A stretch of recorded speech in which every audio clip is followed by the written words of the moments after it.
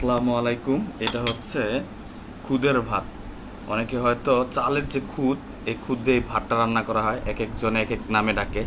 কেউ হয়তো খুদের ভাত বলে, কেউ হয়তো বউ ভাত বলে। এটা হচ্ছে খুদের ভাত। হ্যাঁ, আর এটা হচ্ছে আপনার টাকি মাছের ভর্তা। এখানে টাকি মাছের ভর্তা আছে।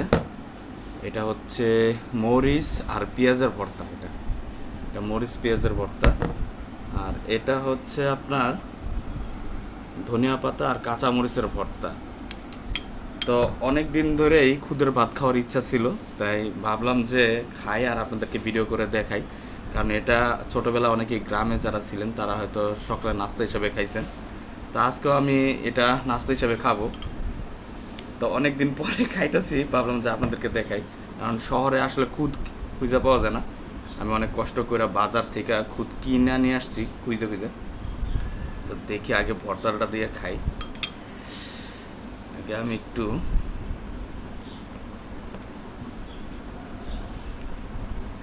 ভর্তাটা খাই। দেখা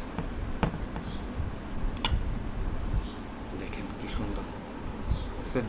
বিসমিল্লাহ মানে খুবই মজা হয়েছে। ঝাল কম, কিন্তু এটা খুব মজা হয়েছে।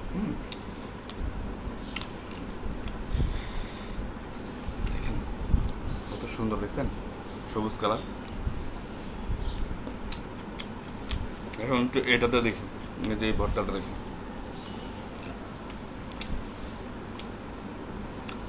এটা হইতেছে টাকি মাছের ভর্তা।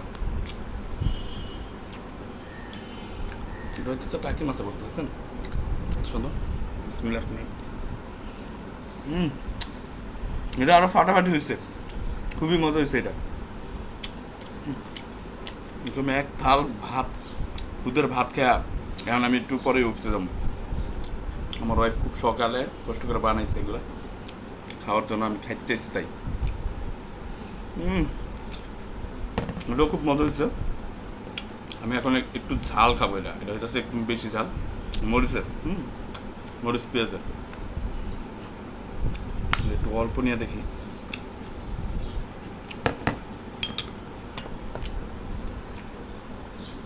একটু বেশি ঝাল। হ্যাঁ, দেখেন কি সুন্দর একটা কালার আসছে, দেখছেন। বিসমিল্লাহির রহমানির রহিম। এটা সরিষার তেল যে একটা ঝাঁজ আসছে না, এটা আলহামদুলিল্লাহ আলহামদুলিল্লাহ খুবই মজা হয়েছে। তো কে কে ছোটোবেলায় এগুলা খাইছেন বাসার মধ্যে কমেন্টস করে কিন্তু জানাতে পারেন। আর যদি কারো হাতে খাইতে চান তার মেনশন দিতে পারেন বা তার সাথে শেয়ার করতে পারেন। আসসালামু আলাইকুম, সবাই ভালো থাকবেন, সুস্থ থাকবেন। খুবই মজা, এবার খুবই মজা।